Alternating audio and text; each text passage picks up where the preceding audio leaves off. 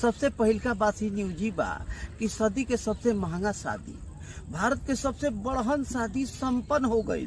बबुआ अनंत बबुनी राधिका जिंदगी भखाती एक दूसरा के हो गई लोग, भले हमनी के बगली खखोरा गई।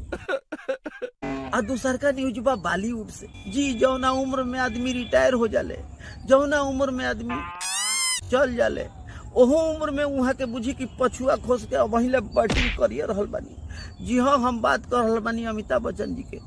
आज वहाँ के सदाबहार बनी, जौना सिनेमा में वहाँ के खड़ा हो जाइला वो सिनेमा समझी की बुम को जला। जी वहाँ के एगो सिनेमा आइल बा कल की, एक बे जरूर देखा, बहुत बढ़िया सिनेमा बा। ब्रेकिंग न्यूज, BSNL के दिन पलटे वाला बा। पूरा भारत में बुझी की BSNL के टावर लागे जा रहल बा, वो 4G के। आइए हमार रहे आज के बासी समाचार। जय हिंद, जय भारत।